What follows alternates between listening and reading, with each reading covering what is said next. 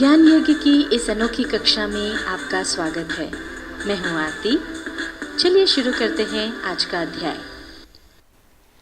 MS Excel 2007 के इस अध्याय में हम सीखेंगे रिबन छुपाना तथा वापस लाना, फॉर्मेटिंग हेतु मिनी टूलबार का उपयोग करना, क्विक एक्सेस टूलबार का उपयोग करना और शॉर्टकट की का उपयोग करना।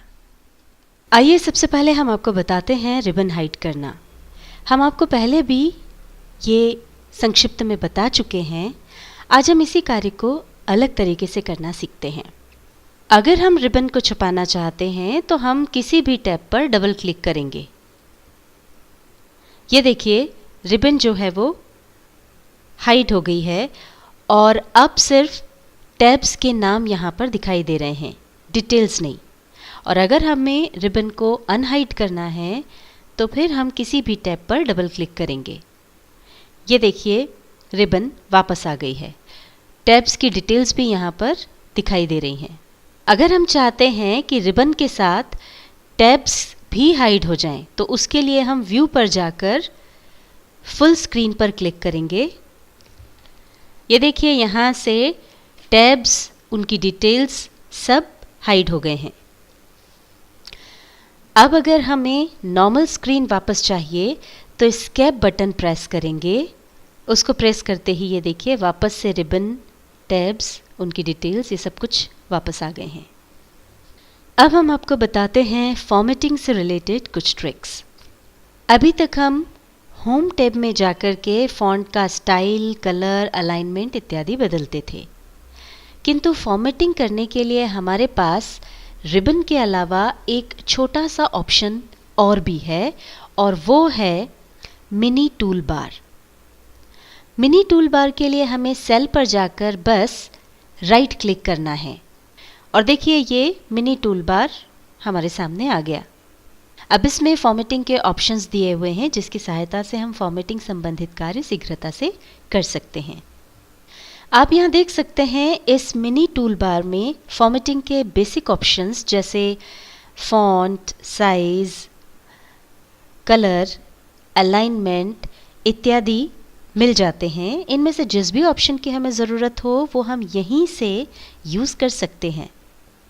जैसे हमें फॉन्ट का साइज़ चेंज करना है, ये अभी साइज़ है 12, इसको हमने कर दिया 14। तो ये देखिए जिस सेल पर हम थे उसका फॉन्ट साइज चेंज हो गया है। इसको वापस चेंज करना हो तो यहीं से मिनी टूल बार की सहायता से हम इसे फिर बदल सकते हैं। इसी तरह सेल के अंदर अगर हम किसी टेक्स्ट को सिलेक्ट करते हैं तो बिना राइट क्लिक किए मिनी टूल बार से भी छोटी एक टूल बार ओपन हो जाती है, जो आपको पहले तो धुंधली नज़र आती है। हमने जो टेक्स्ट सिलेक्ट किया है उसके ऊपर आप देख सकते हैं धुंधला सा एक टूल बार जो है वो नज़र आ रहा है। जैसे ही हम माउस को उसके ऊपर ले जाते हैं तो वो फिर हमको क्लियर नज़र आने लगता है। ये मिनी टूल बार से भी छोटी है और इसमें फॉर्मेटिंग के कम ऑप्शंस हैं। जैसे यहाँ पर हम फॉन्ट, उसका साइज़, फॉन्ट को बोल्ड करना, इटैलिक करना, कलर करना इत्यादि कर सकते हैं। उदाहरण के लिए हमने जो टेक्स्ट सिलेक्ट किया है हम उसको कलर करना चाहते हैं, तो ये यहीं से हमने उसको कलर कर दिया है। अब हम आपको बताते हैं क्विक एक्सेस टूल बार का उपयोग करना। यूँ तो हम इसका उपयोग आपको पहले भी संक्षिप्त में बता चुके हैं, पर आज हम इसी कार्य को अलग तरीके से करना सीखते हैं। ये ऑफिस बटन के पास में क्विक एक्सेस टूल बार होता है। इसमें कुछ कमांड्स दी हुई होती हैं जिसका इस्तेमाल हम सीधे उसके आइकन पर क्लिक करके कर सकते हैं। अभी हमारे पास क्विक एक्सेस टूल बार में केवल 3 ऑप्शंस हैं, सेव, अनडू और रीडू। पर अगर हम इसमें और ऑप्शंस ऐड करना चाहें तो कर सकते हैं। ऑप्शंस ऐड करने के लिए क्विक एक्सेस टूल बार के कॉर्नर में एक डाउनवर्ड एरो है, उस पर क्लिक करें। अब इसमें यहाँ पर कुछ कमांड्स और दिए हुए हैं। अगर आप इनमें से कोई लेना चाहते हैं तो वो आप सिलेक्ट कर सकते हैं, और अगर आपको और ज़्यादा कमांड्स चाहिए तो मोर कमांड्स पर जाकर क्लिक करें। ये देखिए अब ये एक बॉक्स ओपन हो गया है। इसमें यहाँ पर वो ऑप्शंस हैं जो कि अभी हमारे पास क्विक एक्सेस टूल बार में प्रेजेंट हैं।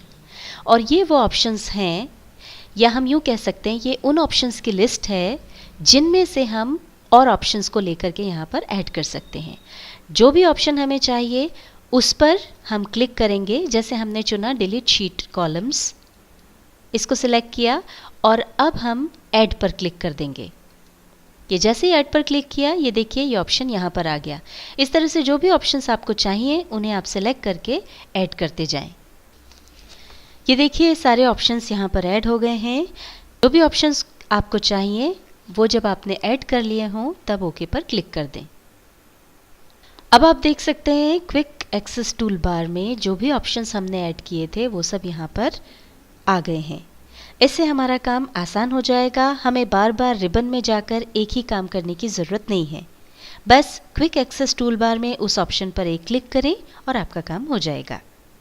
हम इसको यूज़ करके देख लेते हैं। मान लीजिए हम इस कॉलम को डिलीट करना चाहते हैं, तो ये इस कॉलम को सबसे पहले हमने सिलेक्ट किया और यहाँ पर ये ऑप्शन है कॉलम डिलीट करने का। इस पर जाकर के क्लिक करेंगे। ये देखिए कॉलम डिलीट हो गया। अभी जो हमने कमांड दिया था वो हमको अंडू करना है, तो उसके लिए हम अंडू पर जाकर क्लिक करेंगे। तो ये देखिए जो कॉलम डिलीट हुआ था वो वापस से आ गया है। अगर प्रिंट प्रीव्यू देखना है तो उसके लिए हम प्रिंट प्रीव्यू पर जाकर क्लिक करेंगे, तो ये हमको प्रिंट प्रीव्यू दिख जाएगा। अब ये जो हमने यहाँ पर अलग अलग ऑप्शंस ऐड किए हैं, अगर हम उनका क्रम बदलना चाहते हैं तो वो भी हम कर सकते हैं। मान लीजिए हमें प्रिंट प्रीव्यू वाला जो ऑप्शन है वो चौथे नंबर पर चाहिए, तो उसके लिए डाउनवर्ड एरो पर क्लिक करेंगे, मोर कमांड के ऑप्शंस पर क्लिक करेंगे। अब यहाँ से जो भी ऑप्शन हमें ऊपर लाना है उसे सिलेक्ट करेंगे। ये हमको प्रिंट प्रीव्यू ऑप्शन चौथे नंबर पर चाहिए, तो हमने इसको सिलेक्ट किया। अब हम अप एरो पर तब तक क्लिक करेंगे जब तक कि ये हमारी मनचाही जगह पर ना पहुंच जाए। ये देखिए अब ये चौथे नंबर पर आ गया है। इसी तरह हम सभी ऑप्शंस का नंबर चेंज कर सकते हैं और काम हो जाने के बाद ओके पर क्लिक कर दें। यहाँ पर आप देख सकते हैं ये क्रम बदल गया है। चौथे नंबर पर प्रिंट प्रीव्यू वाला ऑप्शन आ गया है। सभी ऑप्शंस को हम शॉर्टकट की से भी यूज़ कर सकते हैं। उसके लिए हम ऑल्ट की प्रेस करेंगे। ऑल्ट की प्रेस करते ही ये देखिए क्विक एक्सेस टूल बार में जो भी कमांड्स थी उन सब के नंबर आ गए हैं। साथ ही दूसरे जो हमारे टैब्स हैं उनके भी अलग अलग लेटर्स आ गए हैं। अब मान लीजिए हमको इन कमांड्स के अंदर इंसर्ट शीट रो वाला कमांड उपयोग में लाना है, तो उसके लिए ये 9 नंबर दिया हुआ है।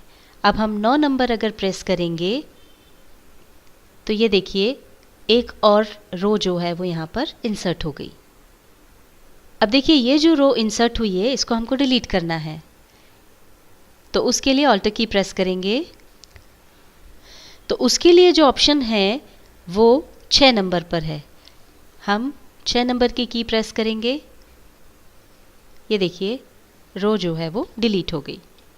अभी हमने क्विक एक्सेस टूल बार में जो कमांड्स दिए हुए थे उनके लिए शॉर्टकट कीज़ का उपयोग किया। इसी तरह से टैब्स के लिए भी शॉर्टकट कीज़ आ जाती हैं। जैसे ही हम अल्टर की प्रेस करते हैं तो ये देखिए यहाँ पर इनके लिए भी शॉर्टकट कीज़ आ गई हैं। मान लीजिए हम पेज लेआउट यूज़ करना चाहते हैं, इसके लिए शॉर्टकट की P है। हम जैसे ही P की को प्रेस करेंगे तो P प्रेस करते ही पेज लेआउट वाला टैब जो है वो खुल गया है और इसके अंदर जो सब ऑप्शंस हैं उसके लिए भी शॉर्टकट कीज़ आ गई हैं। मान लीजिए हम इसका बैकग्राउंड चेंज करना चाहते हैं, तो बैकग्राउंड के लिए शॉर्टकट की है G। G प्रेस करते ही बैकग्राउंड चेंज करने के लिए ऑप्शन आ जाएगा। अब यहाँ से जिस भी लोकेशन से हमको बैकग्राउंड के लिए पिक्चर लेनी है वो हम चुन सकते हैं और उसको चुन करके बैकग्राउंड चेंज कर सकते हैं। अब अगर हमको बैकग्राउंड हटाना है तो वापस हम इसको अंडू कर देते हैं। यहाँ पर क्विक एक्सेस टूलबार में हमने जो कमांड्स जोड़े हैं उनकी संख्या है 9। अब अगर हमको 10वीं कमांड इसमें ऐड करनी है तो उस कमांड को हम सिलेक्ट करके यहाँ पर ले आएंगे। अब ये देखिए ये हो गई है 10 कमांड्स। अभी तक हमने देखा था कि यहाँ पर जो भी कमांड्स थी उनके लिए जब हमने शॉर्टकट की का उपयोग किया तो 1 से लेकर 9 तक अंक उसके लिए आ गए थे। अब अगर हम वापस वो यूज़ करना चाहते हैं तो यहाँ देख सकते हैं कि क्योंकि हमारे कीबोर्ड में 9 तक ही अंक होते हैं तो अब जो 10वीं कमांड है उसके लिए यहाँ पर आया है 09। अगर हम इसके आगे और भी कमांड्स ऐड करेंगे तो वो फिर 08, 07 आदि नंबर पर आएंगी। MS Excel 2007 के इस अध्याय में हमने सीखा रिबन छुपाना तथा वापस लाना, फॉर्मेटिंग हेतु मिनी टूलबार का उपयोग करना, क्विक एक्सेस टूलबार का उपयोग करना और शॉर्टकट की का उपयोग करना।